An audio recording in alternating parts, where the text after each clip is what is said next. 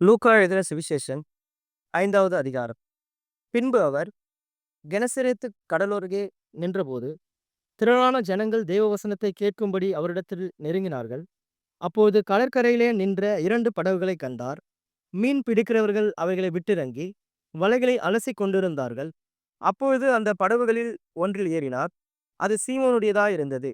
அதை கரையிலிருந்து சற்றே தள்ளும்படி அவனைக் கேட்டுக்கொண்டு, அந்த படவில் உட்கார்ந்து ஜனங்களுக்கு போதகம் பண்ணினார். அவர் போதகம் பண்ணி முடித்த பின்பு சீமோனை நோக்கி, ஆழத்திலே தள்ளிக்கொண்டு போய் மீன் பிடிக்கும்படி உங்கள் வலைகளை போடுங்கள் என்றார். அதற்கு சீமோன், ஐயரே, முழுவதும் நாங்கள் பிரயாசப்பட்டும் ஒன்றும் அகப்படவில்லை. ஆகிலும் உம்முடைய வார்த்தையின்படியே வலையை போடுகிறேன் என்றான். அந்தபடியே அவர்கள் செய்து தங்கள் வலை கிழிந்து போகத்தக்கதாக மிகுதியான மீன்களை பிடித்தார்கள். அப்போது மற்ற படவிலிருந்த கூட்டாளிகள் வந்து தங்களுக்கு உதவி செய்யும்படி சைகை காட்டினார்கள். அவர்கள் வந்து 2 படவுகளும் அமிழத்தக்கதாக நிரப்பினார்கள். சீமோன் பேதுரு அதைக் கண்டு இயேசுவின் பாதத்தில் விழுந்து, ஆண்டவரே, நான் பாவியான மனுஷன், நீர் என்னை விட்டு போக வேண்டும் என்றான். அவர்கள் திரளான மீன்களை பிடித்தது நிமித்தம் அவனுக்கும் அவனோடு கூட இருந்த யாவருக்கும் பிரமிப்புண்டானபடியினால் அப்படி சொன்னான். சீமோனுக்கு கூட்டாளிகளான செபெதேயின் குமாரனாகிய யாக்கோவும் யோவானும் அந்தபடியே பிரமித்தார்கள். அப்போது இயேசு சீமோனை நோக்கி, பயப்படாதே, இது முதல் நீ மனுஷரை பிடிக்கிறவனாய் இருப்பாய் என்றார். அவர்கள் படகுகளை கரையிலே கொண்டு போய் நிறுத்தி எல்லாவற்றையும் விட்டு அவருக்கு பின் சென்றார்கள். பின்பு அவர் ஒரு பட்டணத்தில் இருக்கையில் குஷ்டரோகம் நிறைந்த ஒரு மனுஷன் இயேசுவை கண்டு முகம் குப்புற விழுந்து, ஆண்டவரே, உமக்கு சித்தமானால் என்னை சுத்தமாக்க உம்மாலே ஆகும் என்று அவரை வேண்டிக் கொண்டான். அவர் தமது கையை நீட்டி அவனை தொட்டு, எனக்கு சித்தம் உண்டு, சுத்தமாகு என்றார். உடனே குஷ்டரோகம் அவனை விட்டு நீங்கிற்று.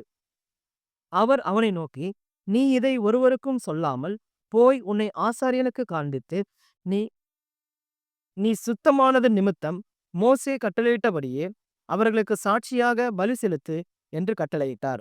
அப்படியிருந்தும் அவருடைய கீர்த்தி அதிகமாக பரம்பிற்று. திரளான ஜனங்கள் அவருடைய உபதேசத்தை கேட்பதற்கும் அவராலே தங்கள் பிணிகள் நீங்கி சௌக்கியமடைவதற்கும் கூடி வந்தார்கள். அவரோ வனாந்தரத்தில் தனித்து போய் ஜெபம் பண்ணி கொண்டிருந்தார். பின்பு ஒரு நாள் அவர் உபதேசித்துக் கொண்டிருக்க போது, கலிலேயா யூதேயா நாடுகளில் உள்ள சகல கிராமங்களிலும் எருசலேம் நகரத்திலுமிருந்து வந்த பரிசேயரும் நியாய சாஸ்திரிகளும் உட்கார்ந்திருந்தார்கள். அப்பொழுது பிணியாளிகளை குணமாக்கத்தக்கதாக கர்த்தருடைய வல்லமை விளங்கிற்று. அப்பொழுது சில மனுஷர் திமிர்வாதக்காரன் ஒருவனை படுக்கையோடு எடுத்துக்கொண்டு வந்து அவனை உள்ளே கொண்டு போகவும் அவர் முன்பாக வைக்கவும் வகை தேடினார்கள். ஜனக்கூட்டம் மிகுதியா இருந்தபடியால் அவனை உள்ளே கொண்டு போகிறதற்கு வகை காணாமல் வீட்டின் மேல் ஏறி தட்டோடுகள் வழியாய் ஜனங்களின் மத்தியில் இயேசுவுக்கு முன்பாக அவனை படுக்கையோடு இறக்கினார்கள். அவர்களுடைய விசுவாசத்தை அவர் கண்டு திமிர்வாதக்காரனை நோக்கி, மனுஷனே, உன் பாவங்கள் உனக்கு மன்னிக்கப்பட்டது என்றார். அப்பொழுது வேதபாரகரும் பரிசேயரும் யோசனை பண்ணி, தேவதூஷணம் சொல்லுகிற இவன் யார்? தேவன் ஒருவரே அன்றி பாவங்களை மன்னிக்கத்தக்கவர் யார் என்றார்கள். இயேசு அவர்கள் சிந்தைகளை அறிந்து அவர்களை நோக்கி, உங்கள் இருதயங்களில் நீங்கள் சிந்திக்கிறது என்ன? உன் பாவங்கள் உனக்கு மன்னிக்கப்பட்டது என்று சொல்லுவதோ, எழுந்து நடவென்று சொல்லுவதோ எது எளிது?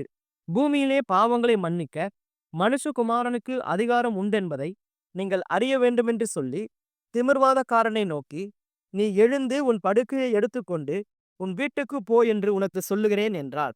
உடனே அவன் அவர்களுக்கு முன்பாக எழுந்து தன் படுக்கையை எடுத்துக்கொண்டு தேவனை மகிமைப்படுத்தி தன் வீட்டுக்கு போனான். அதனாலே எல்லோரும் ஆச்சரியப்பட்டு தேவனை மகிமைப்படுத்தினார்கள்.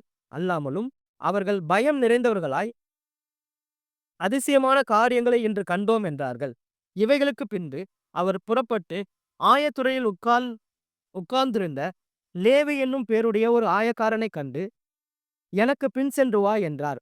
அவன் எல்லாவற்றையும் விட்டு எழுந்து அவருக்கு பின் சென்றான். அந்த லேவி என்பவன் தன் வீட்டிலே அவருக்கு பெரிய விருந்து பண்ணினான்.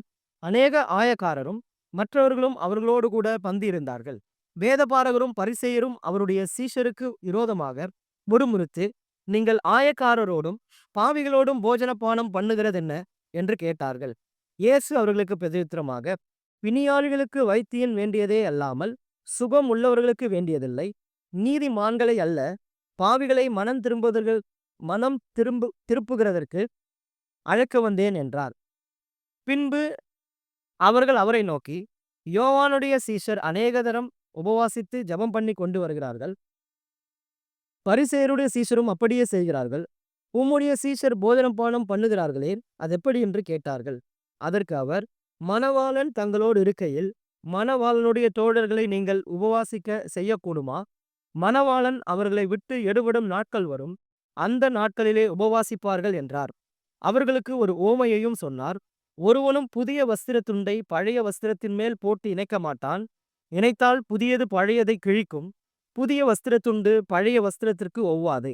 ஒருவனும் புது திராட்சரசத்தை துருத்திகளில் வார்த்து வைக்க மாட்டான். வார்த்து வைத்தால் புது ரசம் துருத்திகளை கிழித்து போடும். ரசமும் சிந்திப்போம், துருத்திகளும் கெட்டுப்போம். புது ரசத்தை புது துருத்திகளில் வார்த்து வைக்க வேண்டும். அப்பொழுது இரண்டும் பத்திரப்பட்டிருக்கும். அன்றியும் ஒருவனும் பழைய ரசத்தை குடித்தவுடனே புது ரசத்தை விரும்ப மாட்டான். பழைய ரசமே நல்லதென்று சொல்லுவான் என்றார்.